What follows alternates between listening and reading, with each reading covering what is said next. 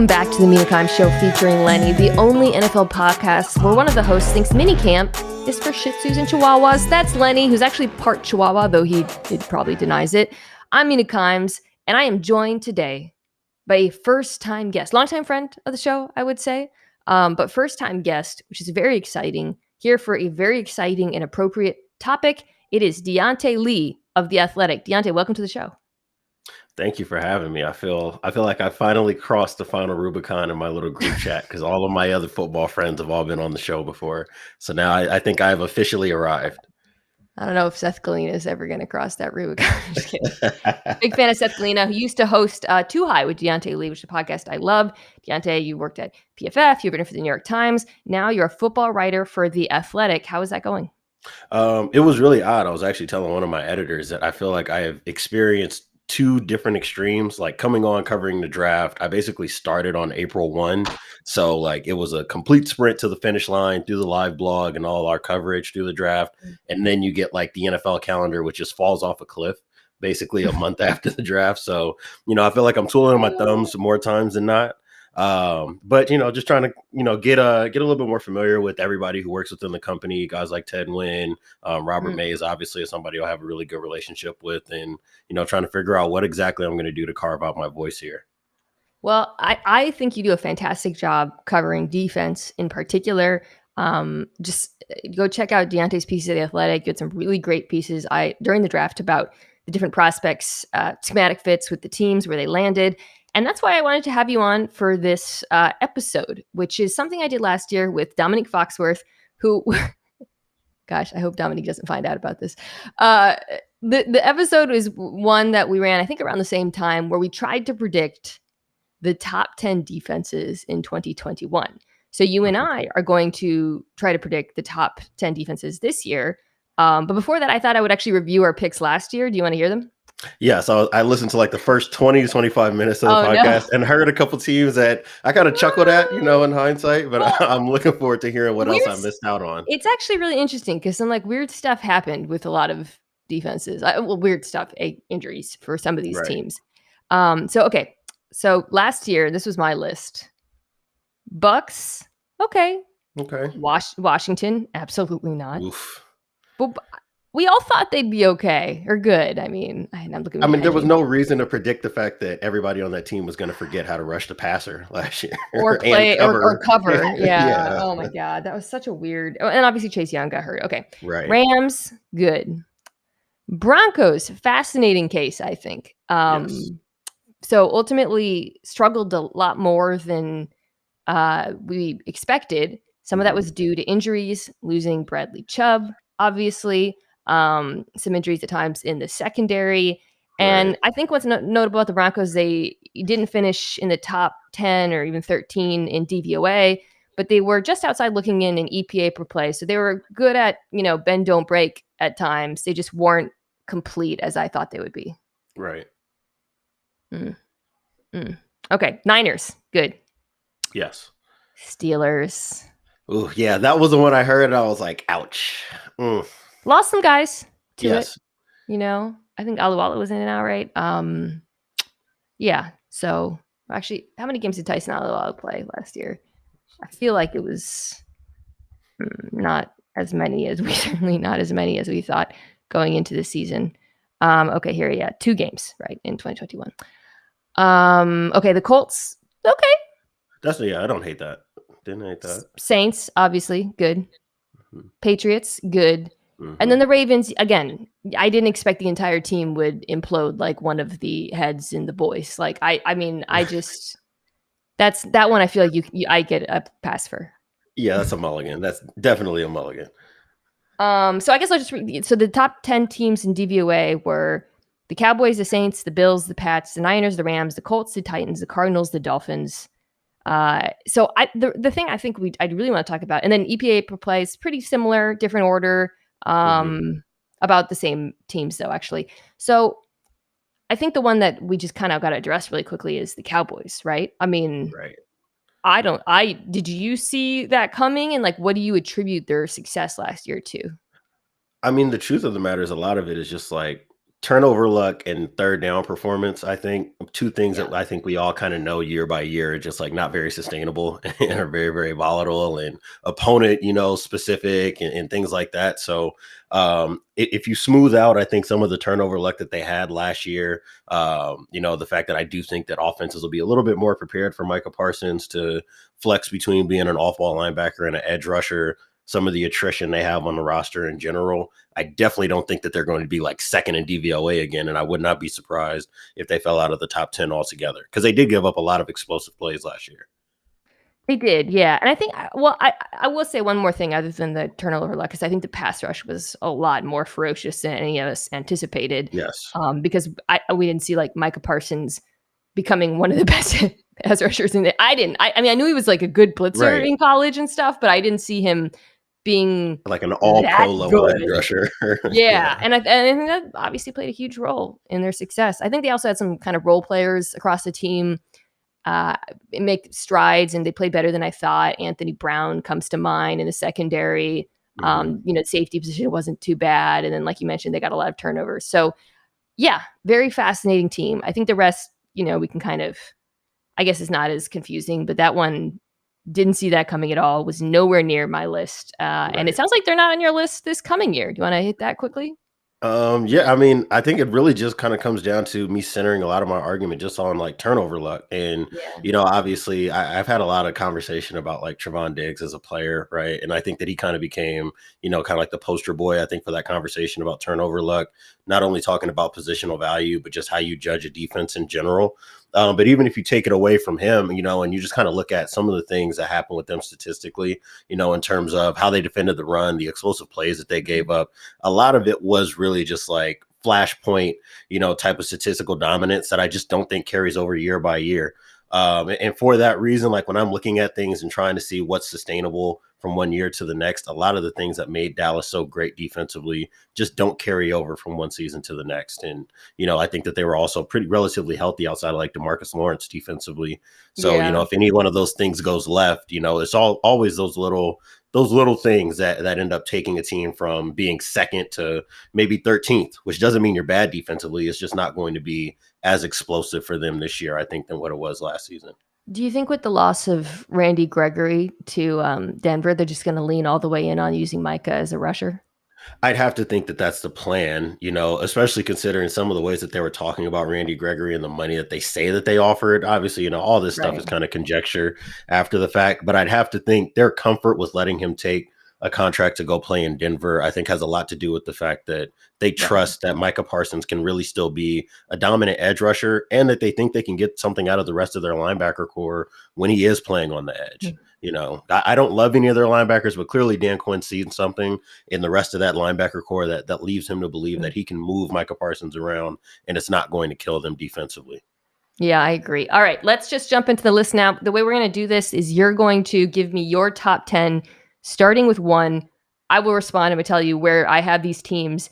Our lists are not identical, I think. So at some point, I will jump in with teams that I have on my list that are not on your list. But Mhm. Diante, please give us the number one defense in 2022. Number one defense for me in 2022 is also, wow, I can't believe I'm laying this out in June, but they're also my pick to win the Super Bowl this year, and it's the Buffalo Bills. Yeah.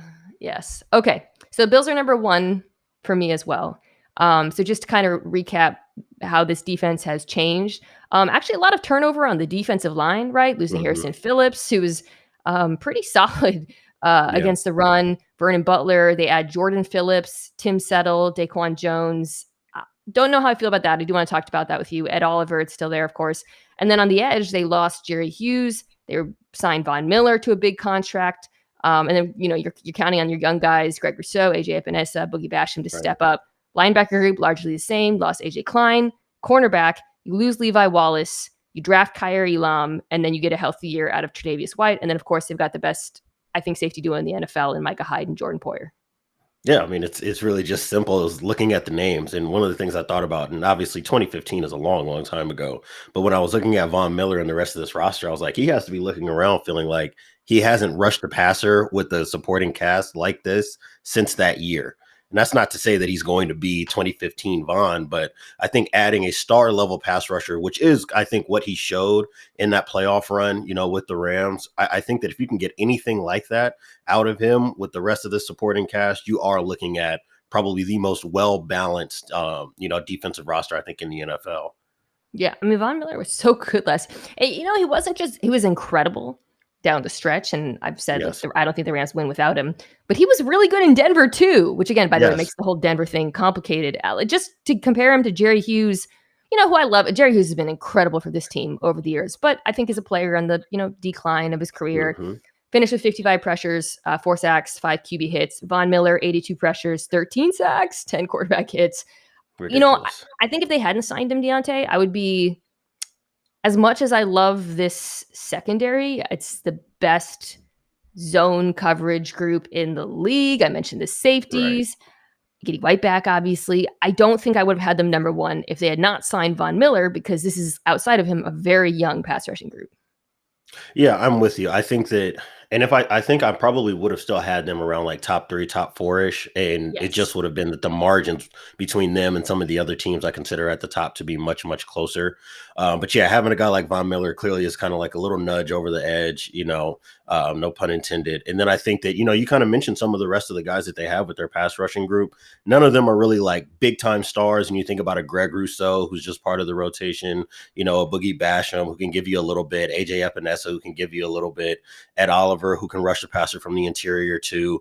None of those guys are like, I don't expect any of them to be top 5 or top 10 or even top 15, adjusting for like their snap usage and pressure rate. But I do think that you can get something out of each of those players, and having just that kind of rotating cast of characters, I think opposite a guy like Von Miller does a lot for your pass rush group. And especially when you start talking about mixing up all these different personnel packages, the way that we're seeing NFL teams do, to get all these guys on the field, or as many of them on the field as possible with the coverage that they have. You're not going to need, you're not going to need to get quick pressure all the time, because quarterbacks are going to have to hold the ball to try to find guys that are open, given what they have in coverage this year. And yeah. Well, speaking of coverage, and we kind of wrap here since we both agree on the Bills, Kyer Elam out of Florida, like looking at this roster again, like they've got Dane Jackson, but and then of course Taron Johnson, who's one of the better slot corners in the NFL. But I do think they want him to start. Maybe I mean at some point this season. I think they drafted him, with the intention of using him pretty soon. I liked him, in college. Very long, very physical, good ball skills. Very good in press. I do think how do I put this? I think he was in that second tier of corners for a reason, because he wasn't as smooth as I would have liked him to be. Yeah, I think that he's also a little bit grabby, right? So you do have A to little worry about, grabby. especially as a young player, the defensive holdings, the illegal contacts and pass interferences. Like that was something that came up in his college career, and I certainly expect it to come up again as a young corner in the NFL. So that is something that I do have my eye on. I was very, very high on Elam as a player.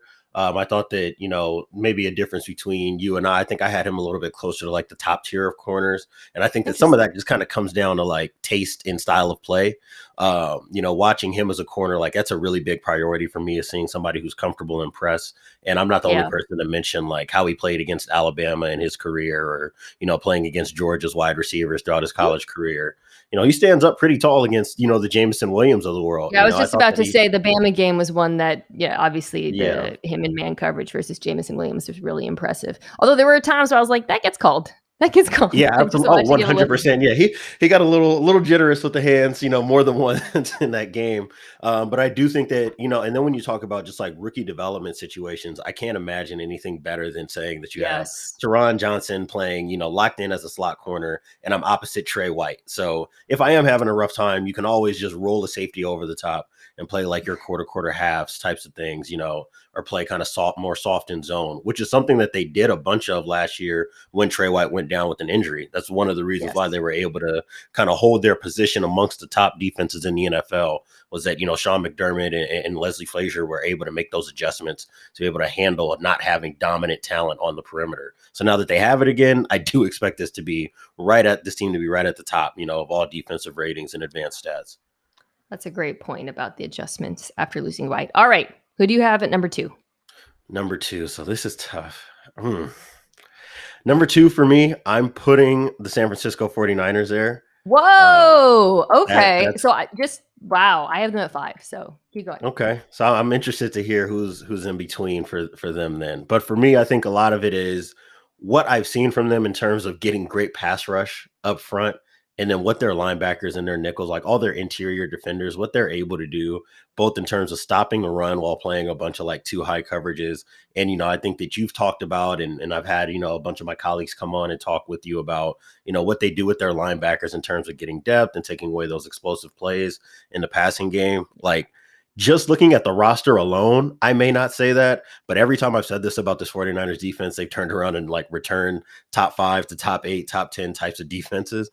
And I think that they just have something figured out in terms of balancing playing 4 down while also playing with 2 high safeties and being able to balance stopping the run, getting after the quarterback, and eliminating explosive plays. No, I feel like I should have them higher. I think a big reason why they belong maybe even higher than 5, and I'm already regretting my list, is D'Amico Ryans. The fact that they were able to retain him, I think he's one of the best defensive coordinators already in the NFL. I also think the signing of Tarvarius Ward will really help him to evolve the defense, right? Because so much of the time last year, they were trying to protect their very bad cornerback group. Extremely penalized cornerback group.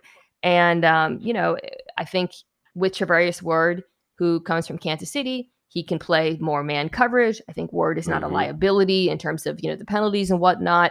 I do have some questions about kind of the rest of that group. Obviously, health, Jason Verrett, the rookies that's kind exactly, of weren't great. That's my exact note. I have health in all caps right next to his name. I think that's the whole secondary, though, because like you're looking at the safety groups really thin. George Odom, not, fantastic, hasn't been fantastic. A lot of passer rating of 122.3 over the course of his career. But this front is still so, speaking of brilliant defensive coaches, right? They are so good at elevating role players. Like, so, Contavious Street was a contributor. He's gone, but now you bring Kerry Hyder back. Kerry Hyder's probably going to be freaking awesome for them again, right? Like, it just feels like they're able to take anyone. And obviously, when you have Eric Armstead and Nick Bosa in that mix, and, it makes things a lot easier. I think they need a little bit more out of Javon Kinlaw for me to be really like, okay, could be a dominant defense. But, and then we didn't even mention Fred Warner. So, Fred Warner. Yeah, absolutely. It's funny, like going back and watching, like if I'm a defensive lineman who's just kind of like a rotational edge rusher type, I'm going to be beating my agent's door every year to see if they can get me to San Francisco, especially if I'm looking at like what they were able to do with Arden Key while he was there. Like being able to just squeeze every ounce of great production that you can out of these role player types opposite Nick Bosa.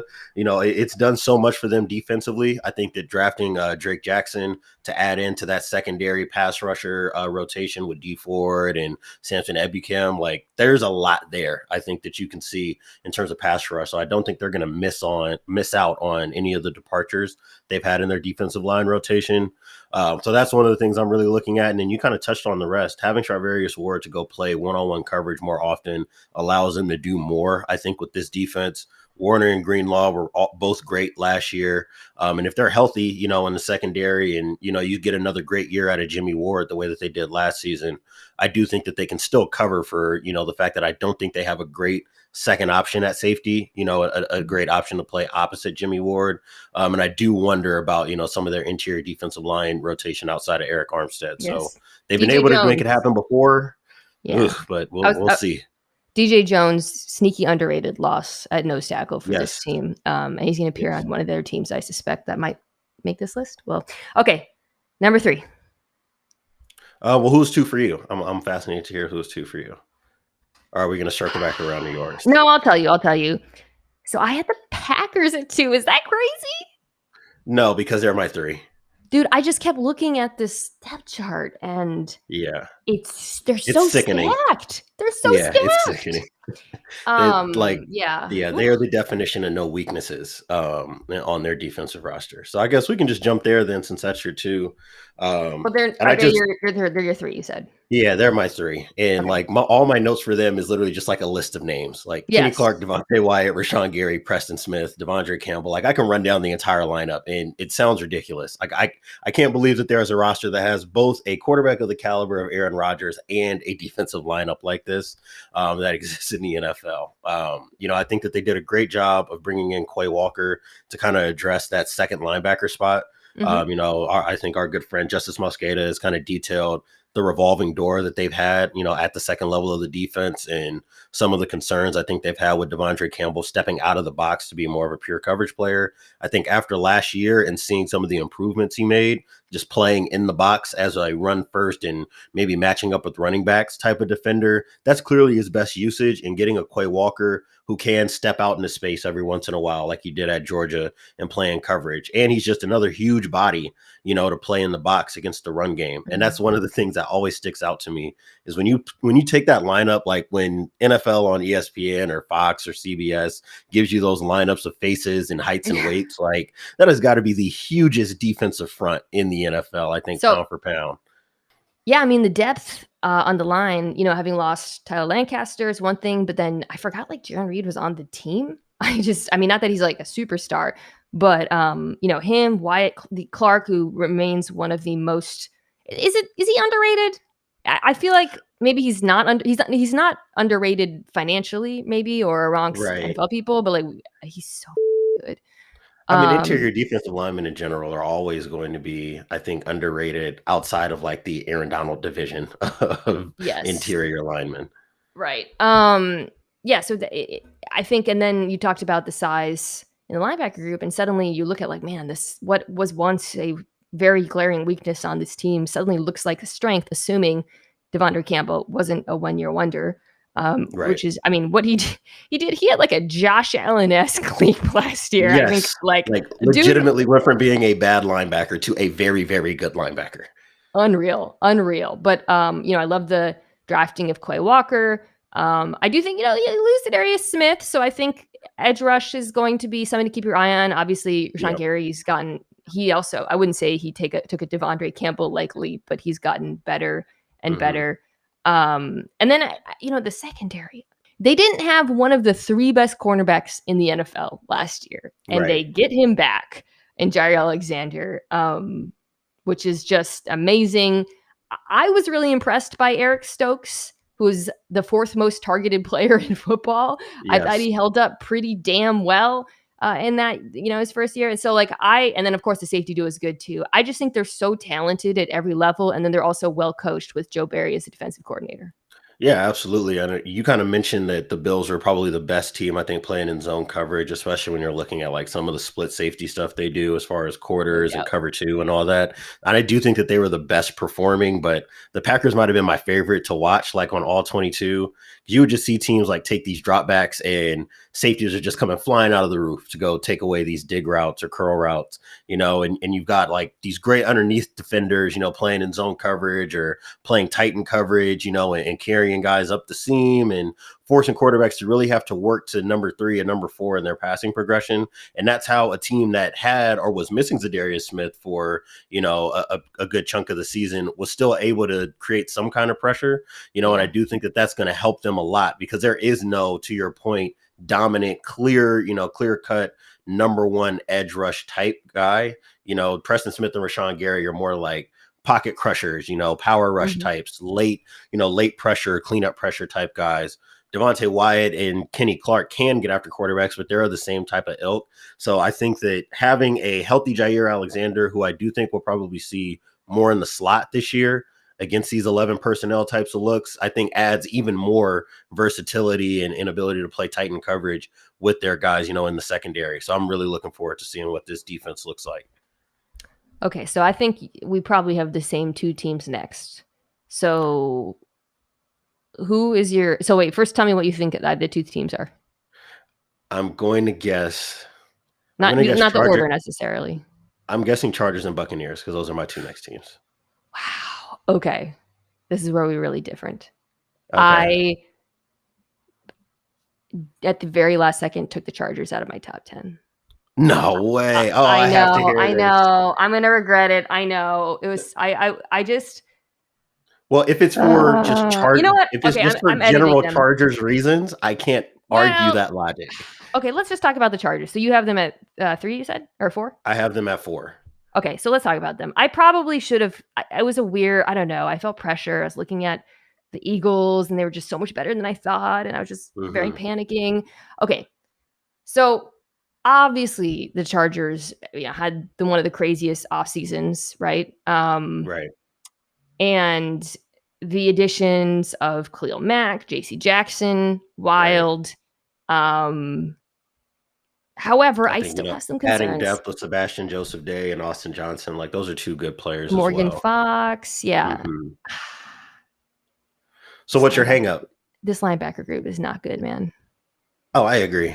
Like, I And have yeah, it's Drew Tranquill and a whole bunch of question marks after that. And I think Murray. that if they're left in a position where you have to play Kyle Van Noy off the ball, like, while I love him as a player, I don't know that that's really, like, adding a bunch of value to your defense actually, in terms of on-field performance, given his age and how long he's been in the league and how many miles he's racked up from playing in New England. So I do have a lot of questions about the second level of this defense. You just know they're going to cut Kyle Van Noy. He's going to go back to New England and be awesome, right? Oh, Like of course. we know how this plays out. Absolutely. The story ends. Okay, so my concern was I question how much better their run defense will be. I understand, SJD is a good player. Khalil Mhm. Mack, very actually good in run defense. But I'm still looking at him, and I do wonder if they're going to be able to stop. Obviously it's impossibly worse than they were last year. Oh, that's not true. They were 30th in run DVI, but I the don't Rex think it can look any worse than it the did Rex at its Burkhead worst. game, man. The Rex Burkhead game Yeah. just loses over all of this. Okay, so you feel that let me ask you this question. Do you feel that their run defense is going to be significantly better, or do you feel that the additions that they're going to have against the pass are just going to make it so much you're going to be so good against the pass that it won't matter? I think that basically what I'm getting, I think they're going to be so good against the pass. To take your Yes. binary to answer that, I think they're going to be so much better against the pass that it's not going to matter. But because I don't expect that their run defense is going to go from 30th to like 8th, but I do think they can get it to 14th to 16th. And I think that that's probably a good enough leap to where the additions that they've made on the back end can really, I think, kind of be appreciated the way that it needs to be. We've heard Brandon Staley kind of talk about Derwin James moving closer to the line of scrimmage, which I think will be really fascinating for them.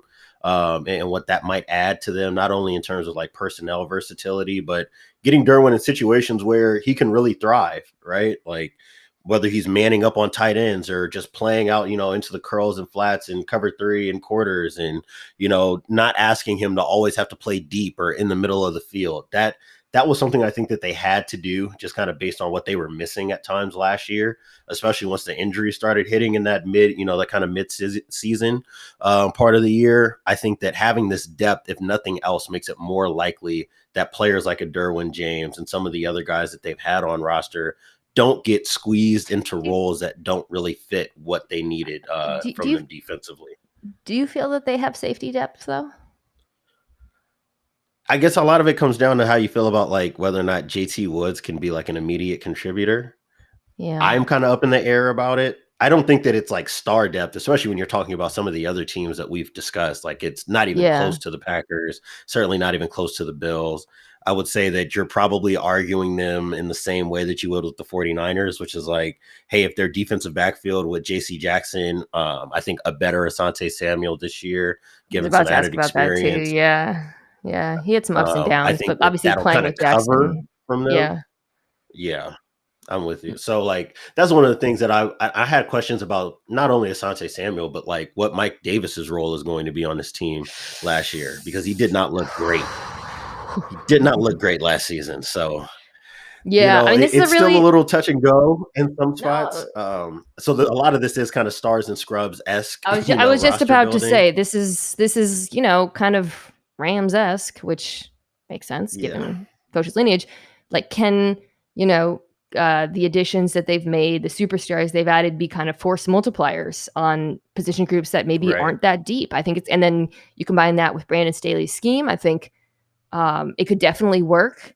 I think maybe I was just too distracted by the linebacker group. I don't know. It just No, shouldn't I matter get as it. much as it shouldn't matter outside the top 10. They should be in the top 10. I'm so I keep backing off my takes. I Sorry. would just say like I don't, it's not like I dislike these people as human beings, but I think that this defense seeing less Jerry Tillery and less Kenneth Murray, I think will probably be pretty additive to them in terms of like just value and performance on a week by week basis. Yeah, it was a tough scene at Not, times it was last not year. great. Okay, so Not, my 4 and 5 were the Bucks and the Saints actually. So you've got the Saints outside. What number do you have the I Saints do at? have the Saints in my top 10, or I guess they're on the Okay. cusp for me. Oh, okay. So that's fascinating. Let's talk about the Bucks since we both have them in the top 5. Hmm. Um, to just kind of remind people. I mean, there's some interesting losses here. I would say, JPP's gone. Wasn't that much. I wasn't super productive last year, but you are counting on Joe Tryon-Shoyinka, who's at times flashed, I think, sort of pass rush ability. They drafted him to step up opposite Shaq Barrett. You Hmm. add Logan Hall, which was a draft pick I loved. That was a very good fit for this defense. Yeah. Keem Hicks, of course, Vita Vea remains there. Sue is still unsigned, I believe. Linebacker group's the same. And then the cornerback group's the same, hopefully back and healthy. And then, Right. and I think this is a sneaky big one, you lose Jordan Whitehead at safety. Yes, But and you had didn't Logan replace him with Ryan. a guy who's ready to start right now, I don't think. Yeah. So I still think that there aren't enough stars at every position. And I really like some of the additions that they made up front as well. Did you like the Logan Hall pick as much as I did? I loved it. Like, I think that when I was talking to some of our colleagues, when the pick came in, I was like, dude, they cannot keep getting away with this. Like, Yeah. there was just no need for this defensive front to go out and add like what I think can be an elite pass rushing 3 technique at like the best Yes. version of him. It's just sickening to have him next to what they already have on their defensive front. And then you start looking at that depth chart, and I started typing in the names, and I'm like, you could split this defensive front in half and hand it to another NFL team, and that would be a very good defensive line to have. Especially having Akeem Hicks there, if he's still able to contribute, I think at a starter level, which I do expect him to be able to do, especially playing Yeah. alongside some of these other guys. Like, this is still going to be the best run defense in the NFL. And if they're healthy in the back end, I think that they'll be good enough in coverage to still be a top 10 level defense. By the way, Logan Hall not only I think has incredible upside as a pass rushing 3 tech, also very good in run defense, something that I noticed Yes. watching him. And of course, this has been, historically one of the best run defenses in the NFL. I just love that pick. Mhm. Love the fit. At first I thought do you really want him in a 3-4? But I don't think it really matters. Right. For me, my concern with this team, I would just say there's, the secondary has at times been a problem. A lot of that has to do with health. But defenses Right. have been or offenses, pardon me, have at times had success picking on the weak links, Sean Murphy Bunting, Hmm. or, Yeah. in this case, whoever's coming in at safety. I mean, they kept Mike Edwards, who at times I thought played well, but I think it's going to be very similar to the Bucs defense we've seen in recent years, where it's extremely blitz heavy. Obviously, Todd Bowles is the head coach, and really counts on that front seven to get home. I mean, that's the question, right? Is like, with everybody healthy between Murphy, Bunting, Cockrell, Davis, and Dean, like, is that good enough? That's going to be the question. I think all season long for them. I do think that having Dean and Davis healthy and playing on the field more often, I think does kind of add or makes it a little bit harder to pick out those obvious mismatches in Yeah. coverage. And maybe you are able to get enough out of a Logan Hall where if you're getting quick pressure up the interior, especially when you're adding in a Shaq Barrett, and if Joe Tryon, I think, can continue to grow as a pass rusher, maybe that is just enough. Like, but I do have half an eye on what this is going to look like in the secondary. I think about that divisional round game against the Rams, and it was just very clear before a bunch of the Tom Brady magic started happening that secondary was just not good enough to keep explosive offenses, at bay. So that is, I think, the thing that they need to address is finding that balance between sending a lot of pressure, which we know Todd Bowles loves to do, and still being, I think, not conservative, but wise enough on the back end to not leave guys in one-on-one situations when they know that they're not able to cover guys. So that I think And is just man, going to be the balance that they're trying to strike. they were so up against it at times with Yep. injuries. I mean, Richard Sherman played for this team, lest you forget, Yes. for a game. Had to play So, safety. Like that oh was, my it was God, tough. that was, didn't love seeing that. Okay, but yeah, I'm with you. Top 5. Very curious to see where you have the Saints, but it's not at 6. So we're gonna take a break and come back and find out who Diante does have at 6.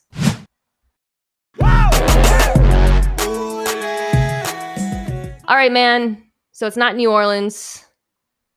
Can I take a guess? Yeah, go ahead. Denver?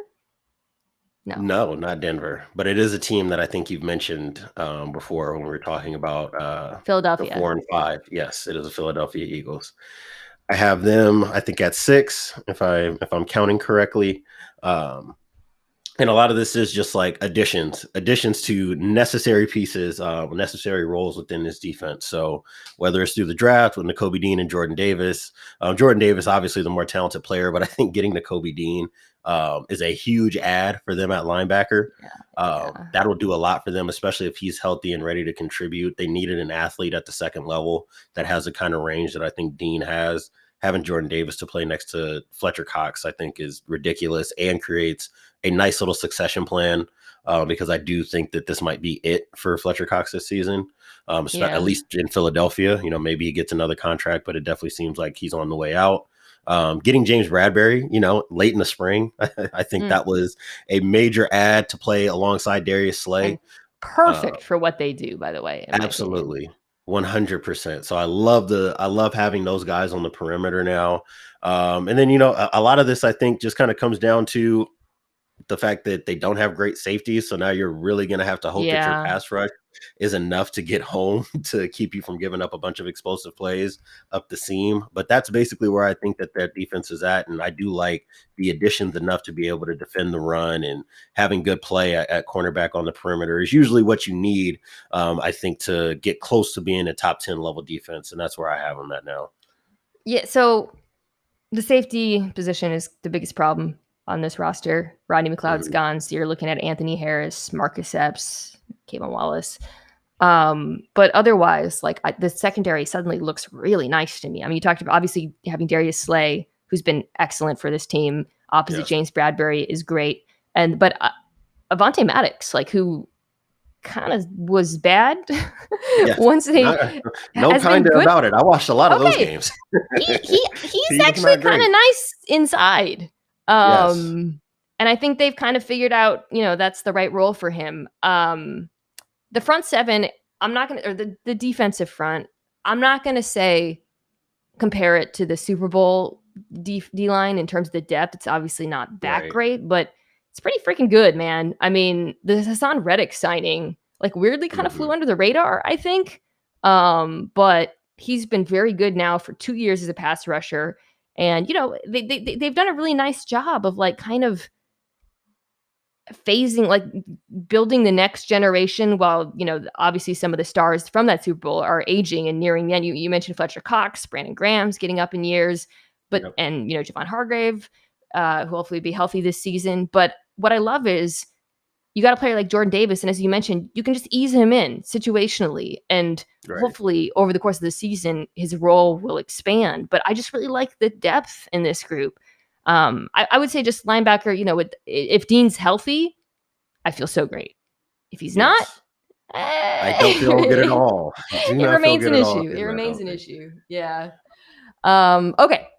So you have the Eagles at 6. I had them at 8. So they're in my second half as well. Who do you have at 7? So honestly, almost every team from this point, well, I guess 7, I think I feel pretty solid about. And then I think every team from this point, you could basically argue as a cusp team to me. Yeah, I agree. So, and I'm actually interested to see if you have this team in your top 10. I'd have to imagine that you would. And for me, it's the Baltimore Ravens. I have them at 10. I went back and forth on this. Make your top 10. Okay. I think we both share the same reservation about this team, I'm guessing, which is pass rush. Yeah, absolutely. They just don't have great pass rush. That's what it is. That is the hole I think that still exists on this roster. But just looking at that defensive backfield, it's Woo! really easy to get excited about that if everybody's healthy, man. It's nasty between Kyle Hamilton as a draft pick, Jalen Armour Davis, who I think can go contribute immediately, and if not him, you have Kyle Fuller to be your third corner, to play alongside Marlon Humphrey and Marcus Peters. Chuck Clark, you have Marcus Williams as your big free agent signing. All these things to the point that you've made about force multipliers, that allows guys like Josh Mine and Patrick Queen to really do what they need to do best, which is Yeah. just moving forward, attacking, being good run defenders, matching up with running backs, when need be. I think that adds a lot to them. And if they're able to get anything at all out of Calais Campbell on the interior, that does a lot for them as well. So defensive backfield in terms of coverage, they might end up in that tier with the Buffaloes and the Green Bays in terms of the ability to take away explosive plays and play tight in coverage. Yeah, I think the interior of the D-line, it just remains as Ravensy as ever. You got Calais, Yes. Michael Pierce, Madubuike. They draft Travis Yep. Jones, who's basically like a giant granite boulder to just set on the Yes. field out of UConn. So I really like that. But yeah, just to go to the edge issue, I mean, they drafted David Ojabo, which we love, but obviously he's Right. not going to play this year. Right. You lose some veterans who are not super productive anyways, but you need Otafe Owe to take a Yeah, massive he's got to be a leap. dude. Yeah, And he he was has to like, be a dude for them like right now. he definitely showed talent, I think. Obviously, with Wing Martindale, a lot of that was part of blitzing, but I think I'll be curious to see, and this is kind of what I wanted to ask you about with the Ravens, how the new defensive coordinator, Mike McDonald, what that means for the defensive front, which for starters, I imagine is going to blitz a hell of a lot less. Oh, absolutely. I think that almost by default, any defensive Yeah, coordinator any they defensive brought in coordinator, right? Yeah, was going to drop that blitz rate quite a bit. I do think that what you'll see is maybe a little bit more a 3-4 defense that's a little bit more reminiscent and closer to what you see typically from the 3-4 coaches that we have in the NFL in terms yeah. of the Vic Fangio coaching tree. So I think that it will probably be something close to like that Brandy Staley-esque. It might not be that exactly.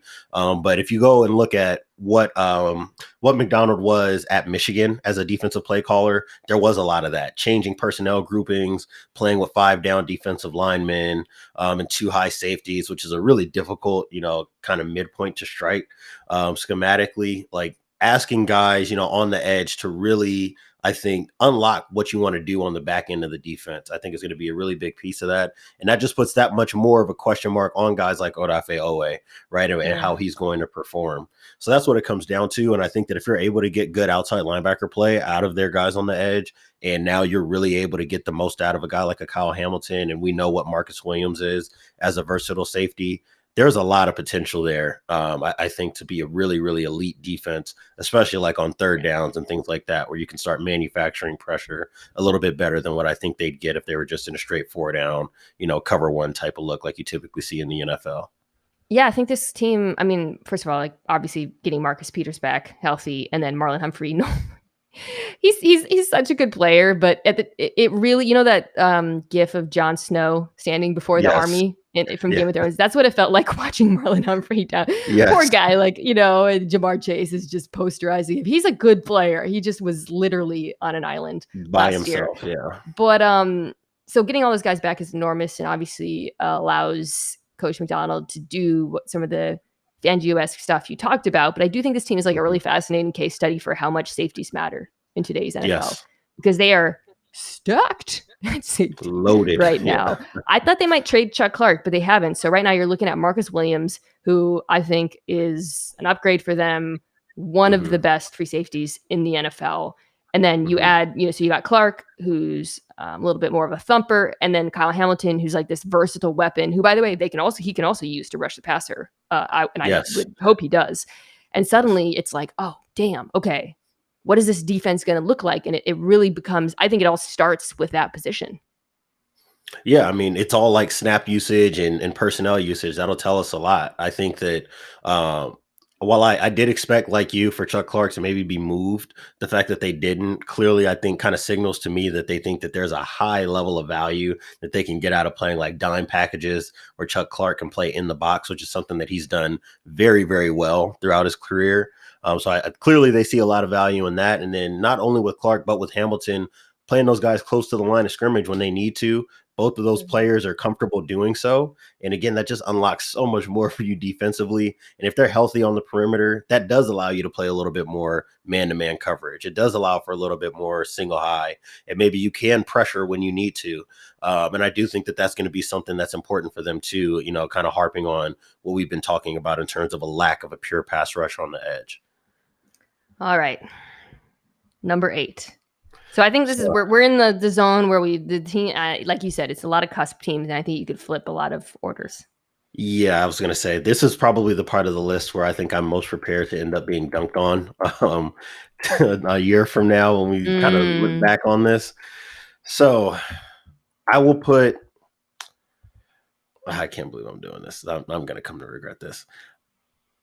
I'm going to put the Vikings in my top 10. Oh my God. You have the Vikings over the Saints? The Saints? Yeah. And Denver and Los Angeles? Oh my goodness. So they're all these teams are all kind of clustered together for me. So you could really make an argument for any of these teams from like 8 to 12, and I would submit. I just like what the Vikings I love this. I love this. Talk about it. Let's talk about the Vikings. So I think that, I think anybody who's followed me kind of knows my love for Lewis Cine as a safety. I think that putting him and Harrison Smith together, I think, is a great pairing. I think that, getting Mackenzie Alexander, I think a little bit less involved as a defensive back, I think helps as well. They're able to address that in the draft.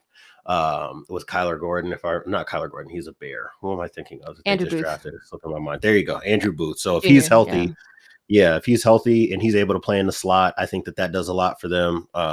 Patrick Peterson, I think, still has a little bit to give. I think they played a ton of zone last year because, he's just not all that comfortable as a man corner anymore. I think that's kind of to be expected too. But that, you have Zadarius Smith playing opposite Danielle Hunter. If those two are healthy and able to contribute, that's a pretty good edge rushing duo to have. And I'm still a believer. I'm holding on to hope with this linebacking core between Barr and Kendricks that they can still give me, one more really, really good year of play before I think, especially with Barr, eventually kind of has to be moved on from and phased out.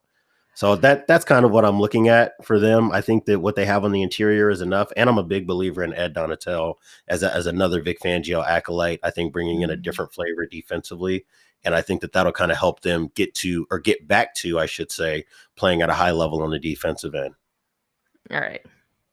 Here's where you tear this apart. The words Patrick Peterson has something to give are where you can't see me right now, but my face really turned. I actually think this defense does have a lot of upside. When I was looking at it, I just think there's too many ifs. That was just for me what it was, because you're counting on a couple. I really like Lewis Cine. And by the way, the fact that the Vikings traded down for him or traded down and grabbed him there, at the end of the first round, I do think that kind of cuts to our discussion with the Ravens about positional value in the safety position. And I do think he has real potential to be great. But you're counting on a couple rookies and him and Andrew Booth Jr. to step in day one. This is a team that has really gone through it with young cornerbacks over the years. But, I like that pick as well. Obviously, I think that pick was a little bit made out of like desperation because they were like, oh, we haven't taken a cornerback. But, so that's an if. Danielle Hunter is an if I'm more confident in coming back and being great. And, I think Zadarius Smith and him do, like, on paper, that's like really good. And I do like that, I talked about Buffalo losing Harrison Phillips. I thought that was like a sneaky, nice little signing for Minnesota next to Dalvin certainly Tomlinson. Helps them. It helps them a hell of a lot, actually. For sure. So I think that also is really good for Ed Donatel's defense. So, counting on those guys up front to be run stuffers. So I like it on paper. I just, a lot of stuff has to go right for this to play out. That's all. Yeah. Mm-hmm. No, I'm with you. All right. So here's the next one to get me dunked on. Okay. Actually, no, I think this is relatively safe. I'll say because the Rams are the team. So they're 9 for me. So now we're kind of getting towards the end of the top 10 on my list. Yeah. And I had them at 7, but I was like, So I'm actually glad to hear you say that you've got them at 9, because I was also like there, when I was shifting around the end of the list, I came away looking at this depth chart with a lot more skepticism than I had going into it. I was going to say, I just think that the top end talent for Tampa Bay, I think, is just a little bit. Well, I wouldn't say top end. I think that they're better role player wise than where the Rams are at. But I think that both of those teams are in that. Hey, we've been contending for multiple years now, so just a general roster attrition has made I think the Rams very, very top heavy in terms of their roster depth. And they're at the top of the roster is about as good as it gets, right? Like you're still talking about the best corner and the best interior defensive lineman, maybe if not the greatest football player to ever walk the earth, on your defense. So I do think that there's still some reason to have, a little bit of optimism about that. And I do think, and this kind of scares me to say, a lot of this comes down to how well you feel about what Bobby Wagner will be. At the second level of the defense. This has been something that they've de-emphasized over the years. So to go take a linebacker, with the money that they had available, I think it was a really fascinating thing to me this offseason. Yeah. I actually I wasn't as apprehensive of it because I think Ernest Jones at the end of last year, who's a linebacker they drafted, I believe, in the 3rd round, looked like he could be a real star. And some of that I think has to plays into Raheem Morris, like figuring out how to use him in such an effective manner in the playoffs. But I think he's really impressive. And I think that's why, like, this team, despite being so top heavy, we have to acknowledge they've hit on guys in mid rounds. Yes. Obviously Jones' 3rd round, Nick Scott, who was like a guy I wasn't even sure going to make the roster in the Rams preseason, was like suddenly turned into like the second coming of Earl Thomas in the playoffs. So we'll see if that persists. And like, so I think they suffered a lot of injuries at safety, but then they had like these role players step up. And I would say this is the single biggest reason why I should mention also losing Von Miller, Justin Hollins, another rookie. Right. We're going to see what he's got, another preseason guy. I think the D-line still is awesome. Even without Sebastian Joseph Day. But the biggest concern I have about this team is the loss of Darius Williams. I guess it's a lot of reliance on Troy Hill, who I think who I don't think had the greatest of seasons last year. No. So, and Sean McVay seems to be very, very right. Sean McVay seems to believe that he can get what he had in him, before he left back, with him returning to Los Angeles. And maybe so, but I still have a little bit of a bitter taste in my mouth with him and John Johnson having left LA and maybe not being the players that they were, in that system prior. So if they're able to get something out of him, then maybe, but losing Darius Williams is a big loss because that did free them up to do more with Jalen Ramsey, which was a major piece of them kind of getting their defense back in order in the second half of the year. And if you're not able to really maximize Jalen playing in the slot, playing on the perimeter, doing different things in terms of man and zone coverage, that does hurt this defensive backfield, especially one that does not have elite safety play at all. And I think that losing a bit of pass rush too, there's just a lot of strain, I think, on their star players to cover up, some of the holes that are on this roster. That's my apprehension right now. I was looking the other day at the QBR rankings for defenses between the numbers. Where do you think the Rams landed? I'm going to say, I'm almost afraid to guess. Can I say bottom 12? 28th, just above the Raiders and Jags. Oh, and I was scared to say that, and I was being generous.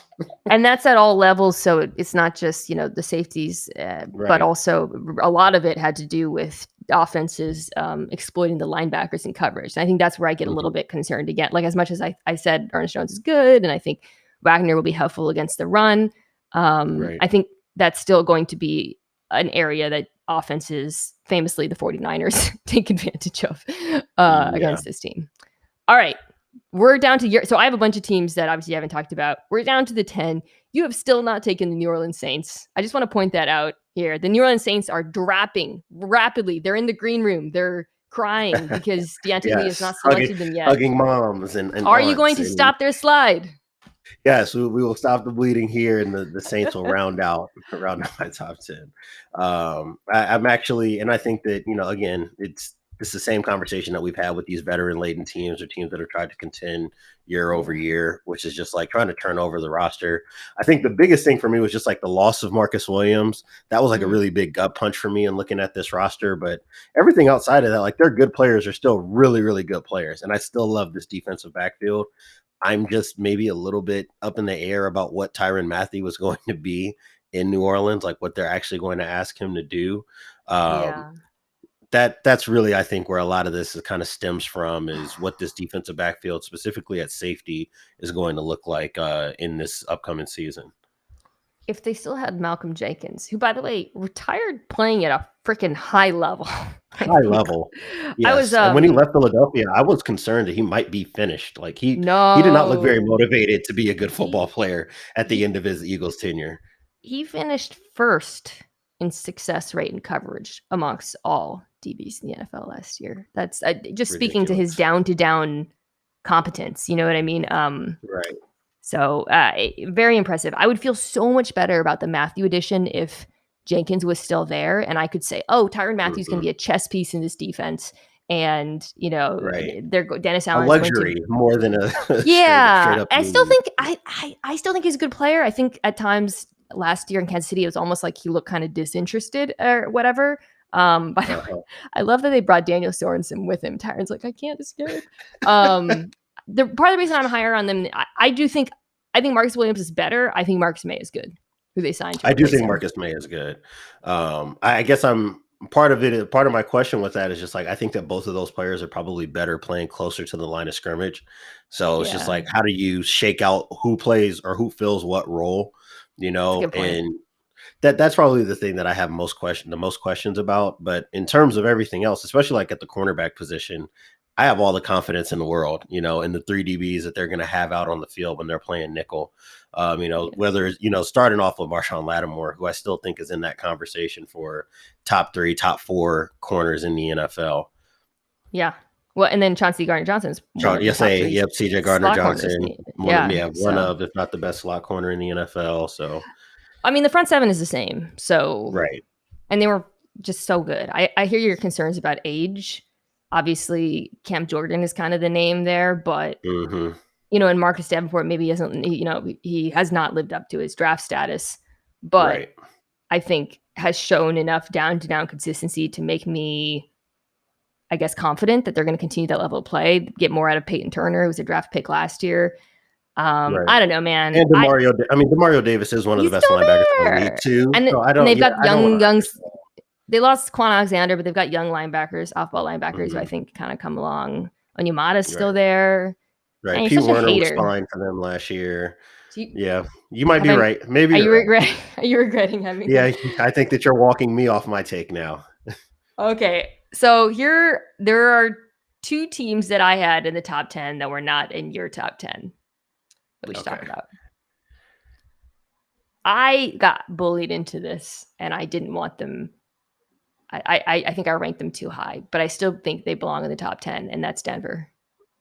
Okay, sell So me on it. here, I think I can hear. I'd hear this out. Sell me on let's this. go. Well, okay, so going back to front, you've got Pat Surtain the second, who is I think on the cusp of being one of the 3 best cornerbacks in the NFL.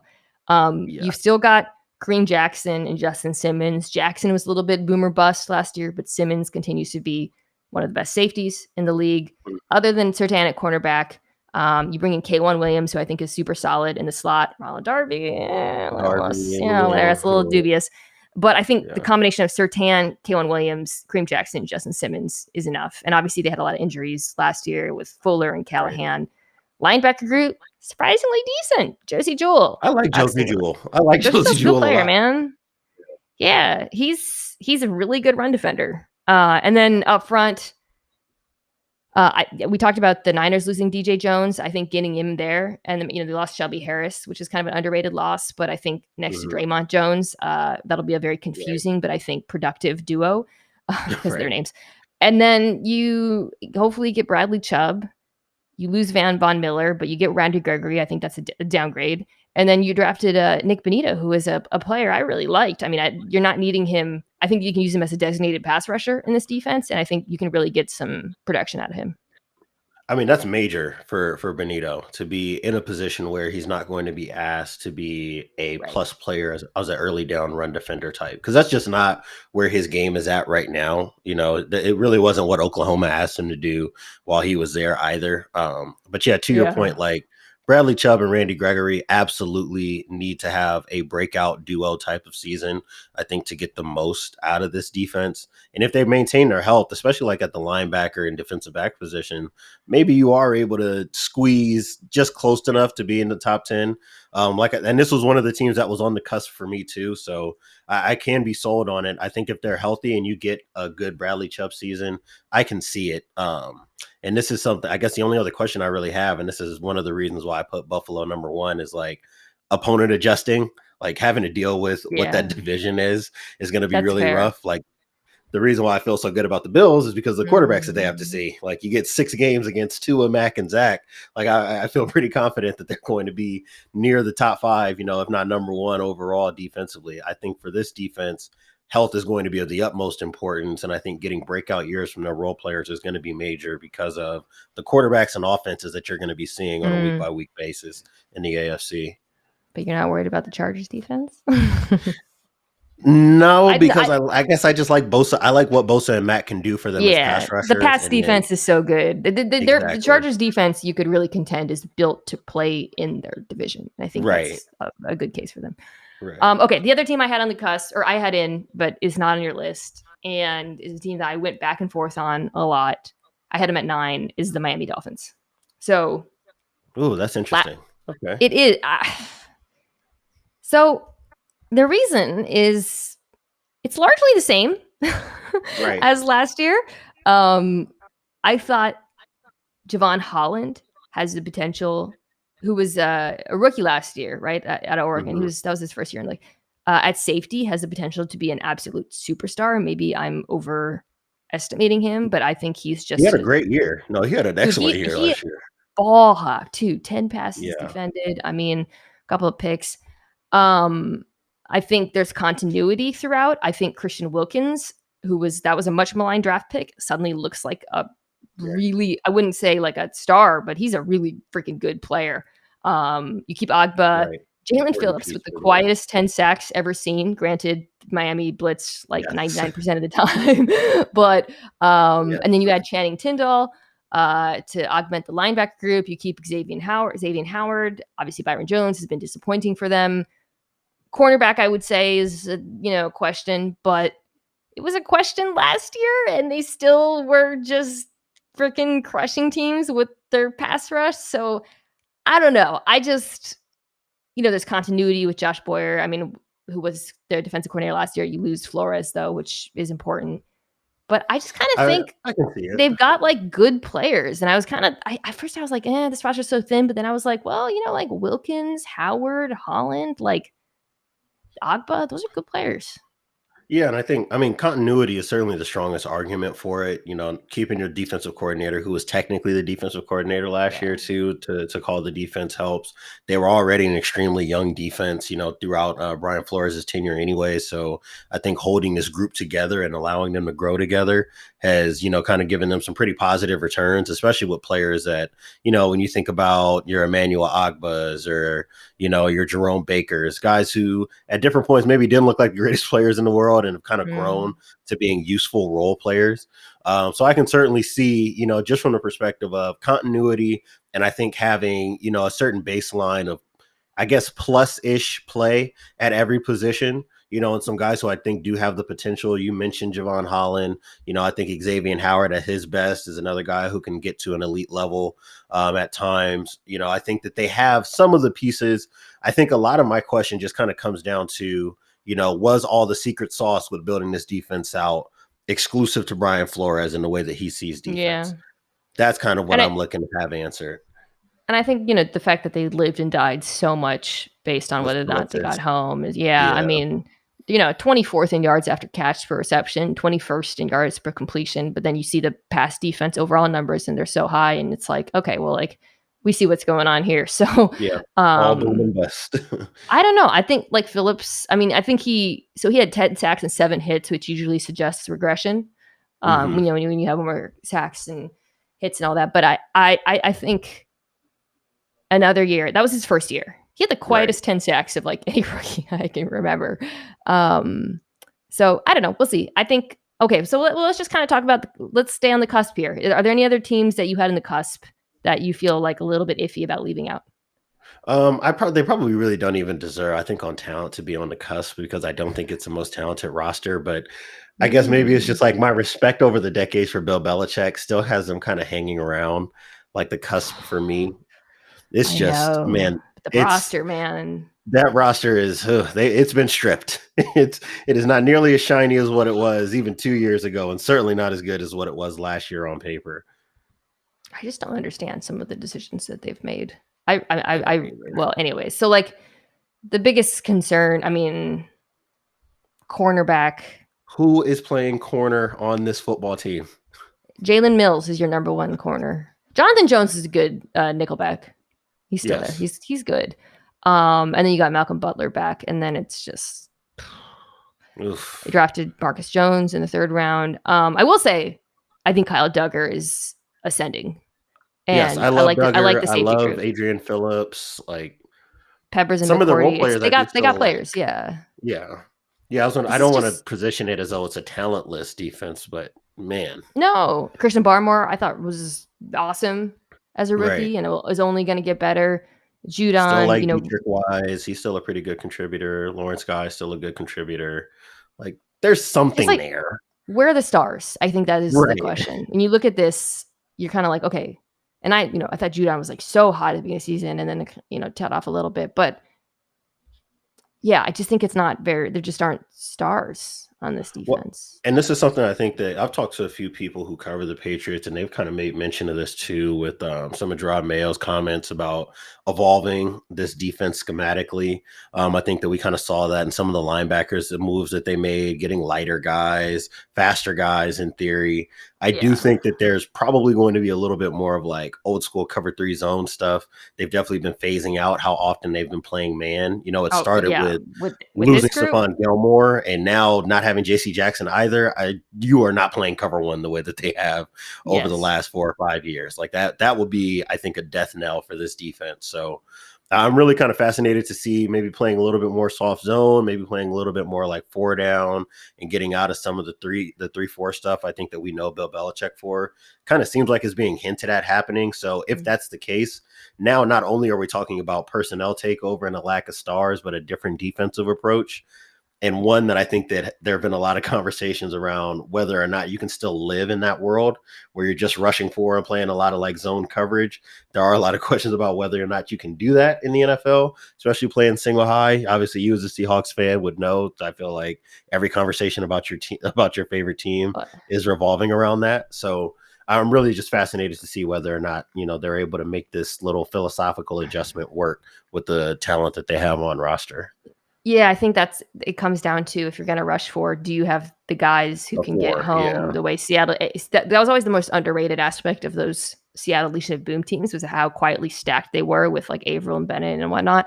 I think if you get another good year out of Judon, and then Barmore takes a leap, and then Josh Uche is the one, I would actually single out him as being, okay, if Josh Uche takes a leap, I can see it, but like, that's gotta, I mean, you need more pass rush than Judon.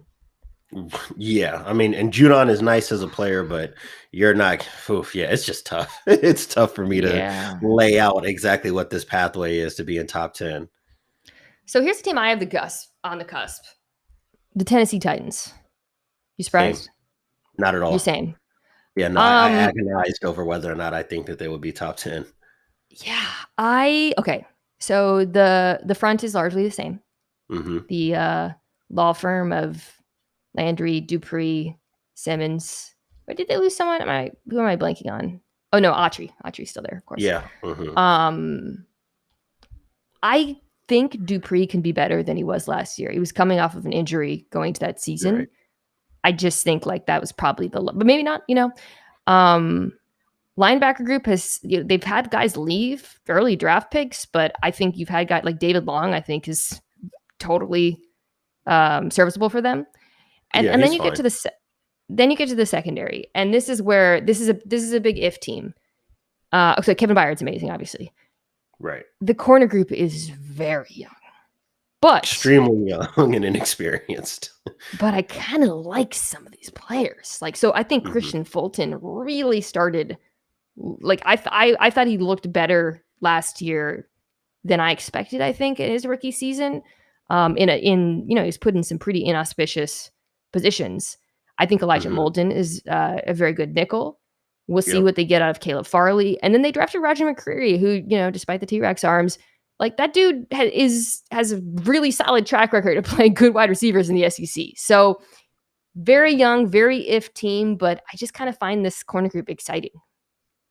Yeah, I mean, a lot of this kind of does come back to whether or not Caleb Farley can be healthy and able to contribute as the Yeah. kind of corner that they need, right? Like, but I do like all the role players that they kind of have around him. You mentioned Roger McCreary, who, I think took out of like that top tier of corners just because of his lack of arm length. But to your point, if you're scouting the traits and the ability to actually stand out on the perimeter and cover, there's not many guys who were better in college football last year than he was. You mentioned Christian Fulton, who is another guy who I think is a good contributor. So they've been able to get a lot out of these young guys in the little roles that they've been kind of growing out for them in general. Elijah Molden, I think, was way better last year than I had anticipated. So that's a guy that, I'm really looking forward to seeing whether or not he grows. And if that happens, given what they already have in terms of having a star safety, then it's just a matter of getting good edge rush to me and whether or not Zach Cunningham can give you enough on first and second down to get you into those, obvious third down passing situations, Yeah, when he can come off the field yeah. and you can play a little bit more in coverage. Our last memory of this defense is watching them sack Joe Burrow 9 times and still 9 losing. times. I mean, they terrorized the Bengals. I still believe in this pass rush. And yeah, I just like how they fit together, especially Autry and Mhm. Landry. And Tart, and they've got just good depth up front. So my prediction for the team that's going to be most mad, the fan base that's going to be most mad at being left out, is Indianapolis. What do you think? So that was a team I was like, I feel like I can't in good faith put them in the top 10, but I can understand somebody being upset for me not having them in the discussion.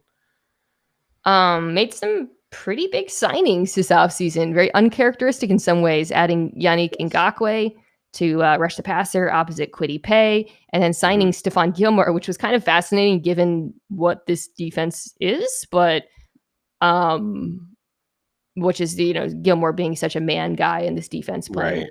so much cover too. But yeah, like, they're pretty deep. I mean, not deep, but pardon me, but like I would say that when you look at the roster, they do look good. Like, you got Julian Blackman playing next to Kari Willis. They signed Rodney McLeod. Quietly really liked that.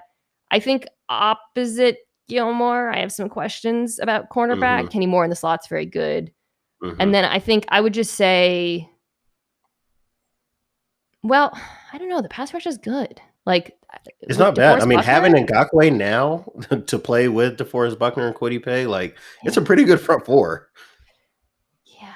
Am I talking myself into making a I think mistake on you the are, Colts? but before you do that, I just have to What's your ask you as a objection? Seahawks fan, if you were cheering for a team in the NFL and then you found out that they were hiring Gus Bradley to call your defense, how would you feel? Oh, right. Yeah.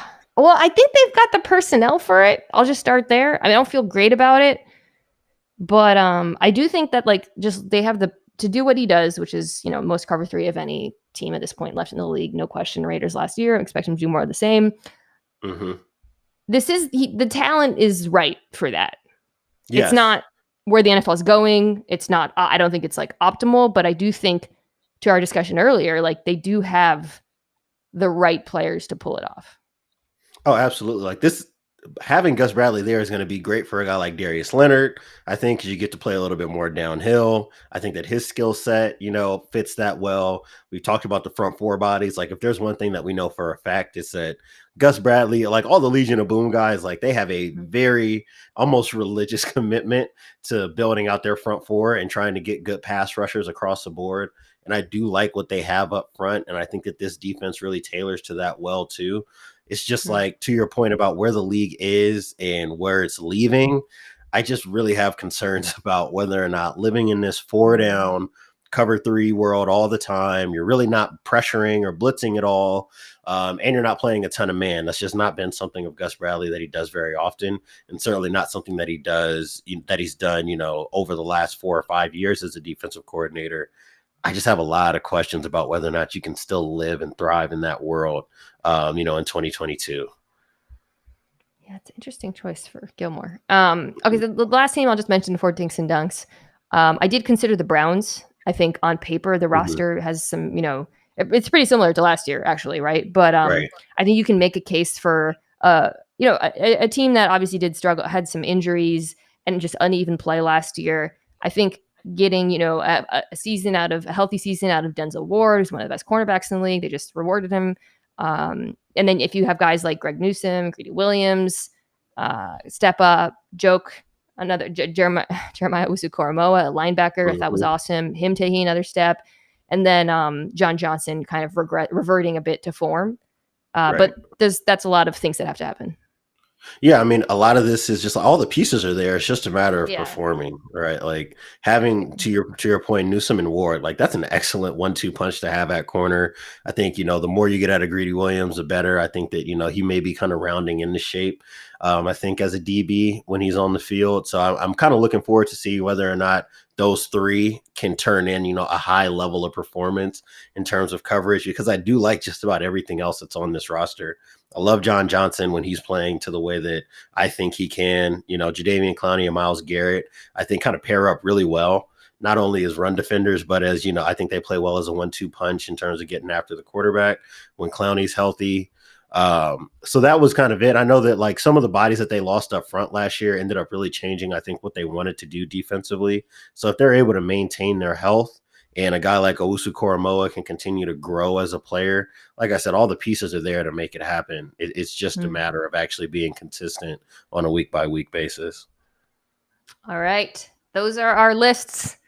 You can dunk on. I think I made some mistakes. I'm already filled with regret. We'll see how that Vikings pick works Vikings, out. I'll say the Vikings are going to make me pay for believing in them. That is a bold one. All right, we're going to take a quick break, and after the break, we're going to ask Diante some questions.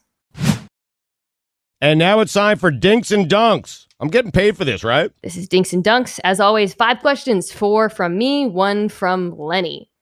First question. We've talked about the best defenses in the NFL. What do you think is going to be the worst defense in the NFL? Ooh, that's who's going to be the worst defense in the league?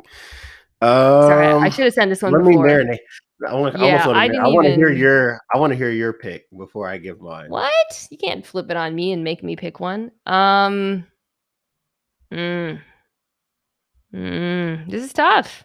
I feel like there's a really clear top 15 or not. I don't know. I feel like there's definitely like 2 halves or whatever. And right. Okay. So I am not very confident about the following teams. Chicago. Throw that one out there. Atlanta. It's Atlanta. It's Atlanta. I was going to say, yeah. I was just scrolling down and I was like, what am I doing? It's Atlanta. I mean, yeah, the 2 teams for me are the Falcons and the Bears. Those are probably the 2 teams I'm least confident in defensively right now. Yeah. The Raiders secondary versus Falcons, that AFC West, by the way. Woof. That could get interesting. Yeah, that Falcons roster is not inspiring at all. No. But the Raiders do have enough of the pass rush that I don't think they belong in that group. Okay, question number 2. This is a Seattle question. The great mystery. How do you use Jamal Adams? This has been an issue that has plagued the Seahawks since the trade. I think there's been successes and failures. If you were the defensive coordinator for Seattle, how would you use him? As a big nickel, I think is probably the best usage of him. Like I think that you do need to get him just closer to the line of scrimmage. That's when he plays his best, is when he's close to the line of scrimmage. And it doesn't always mean that you have to send him on blitzes, right? For as much as I think people kind of turn him out, kind of treat him like he's a meme of a player, I do think that he has more to contribute than just like blitzing off the edge. I think that you can still get something out of him as a big nickel type.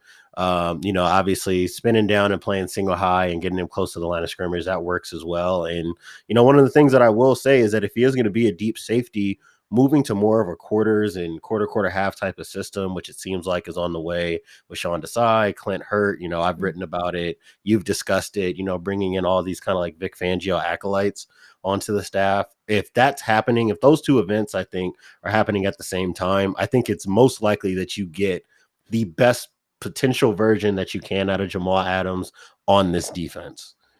This actually reminds me of the Tyrann Mathieu discussion where I'm like, I'd be so confident if they had a third safety that Ryan Neal has been actually quietly decent for them and very good at playing the ball. And I think there were moments last year where they would play more dime and have all three of those guys out there with Quandre Diggs, who of course is, a very good free safety. And I think there's definitely something there. Like, I wouldn't be surprised if you see Neal on the field a bit more, especially given the issues at cornerback. Okay. Question 3. Who is your favorite NFL Twitter account? Ooh, my favorite NFL Twitter account. It might be Marlon Humphrey, just because I think that he is like the most dunkable. He is so the most chaotic. Yes, like I don't know if any NFL player has been ratioed more often than Marlon Humphrey. So it's always great when I see, I get a DM from somebody and it's just his tweet shared, because it's always something entertaining. I love his tweets so much. I think he's one of those people who actually likes getting ratioed. Like, it kind of fuels him. And he truly has no fear in the takes. I'm trying to think of some of the hits. Macaroni cheese is just cheese noodles is one of my favorites. Something about asking when you can tell your girlfriend she looks fat. Yeah, I was like, that maybe could have been a draft, buddy. He's just throwing it out there. I think he tweeted something about not liking babies crying, like on planes. No. That was one of my favorites of all time. Yeah. No. And then his sister dunked on him by saying that he was a crying baby everywhere they went. Incredible. That was very close to one of my all-time favorite tweets, which is the guy who said, like, some people like say parents are to blame, but what if a kid just has bad vibes? Oh, yeah, sometimes babies got bad vibes. Oh, incredible. That's such a good pick. All right. Question 4. I do this a lot. Content recommendation. I guess I hinted at I just finished episode 3 of The Boys, which is a show I really like. We'll see how this season goes. Definitely. I don't know if you watch it. It's like incredibly violent, but the violence is so cartoonish. It doesn't really, I don't know. It doesn't really bother me that much, but yeah. What about you? I have been watching We Own This City. Like, I'm kind of late to the party on it. I didn't start it right when the show premiered, but I've really enjoyed it so far. Obviously, one, just the nostalgia of watching like old Wire characters, and seeing a David Simon show this many years out into the future, and still, I think, telling the story of Baltimore and all of the kind of interconnectivity between communities, policing, politics, et cetera, et cetera. So to see this in 2020 in a 2022 format, I really, really enjoyed. That's a good one. I've been meaning to start that. All right, last question, as always, comes from Lenny. Lenny is a big fan of your work. He's very familiar with your takes.